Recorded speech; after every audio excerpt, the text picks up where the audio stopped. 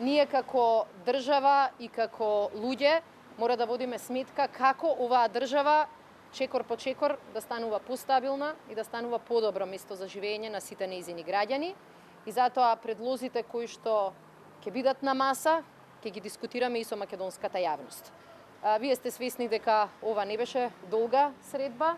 За сите прашања ќе дискутираме со потенцијалните наши коалициони партнери и за сите прашања ќе ја известуваме македонската јавност. Колку сте далеку од договор? Колку сте далеку? Значи, ова е прва средба. Тоа значи дека информациите кои што беа присутни во јавност, дека што току не се договорило се, не беа точни. Така што денеска на првата ваква средба тешко е да даваме прогнози.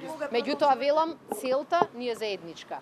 Средбите ќе продолжат тогаш кога дискусиите ќе завршат во рамки на двете политички партии. Спомнавте евроинтеграциите, го знаеме вашиот став за СЈО. Зошто е толку тешко да се произнесете и за албанскиот јазик? Веќе кажавте се во првата ваша реченица. Јас не спомнав, вие предпоставувам дека ја искористивте изјавата на господја Теутари. Рековте треба да се посветиме на реформите и евроинтеграциите. Тоа е и заедничка точка со ДУИ, рековте. Вашиот став за СЈО го знаеме. Зошто е толку тешко да се произнесете за СЈО, за албанскиот јазик? За секој од овие прашања ќе се произнесеме. Меѓутоа, мислам дека е во ред прво да се произнесуваме во рамки на партиите, да се произнесеме пред политичките партии со кои што разговараме и веднаш ќе ги соопштиме и нашите ставови. Најголемиот дел од овие ставови беа соопштувани во текот на кампања.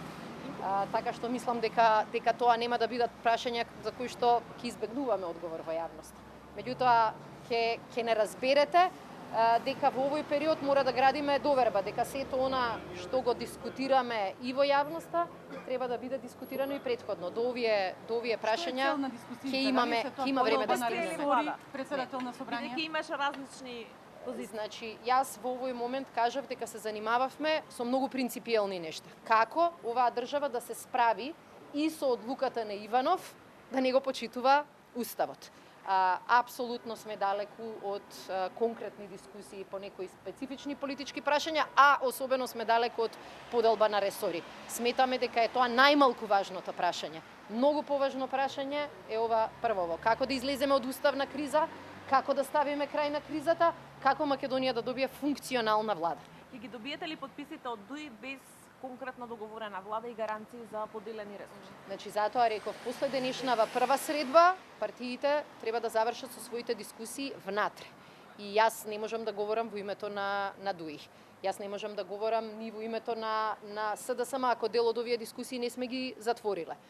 Штом ќе има дискусии завршени во рамки на двете политички партии, тогаш предпоставувам дека ќе биде лесно да се закаже и следната средба. Меѓутоа, се што ќе ви кажам сега во детали би било импровизација од моја страна, верувајте ми, на тие теми не дискутиравме. Ви благодарам. Значи, ние тие натрепартиски консултации ќе ги почнеме уште вечер. Според информациите кои што ги добивме, и ДУИ релативно брзо ќе дискутира на таа тема. Ви благодарам и на трпението и на вниманието.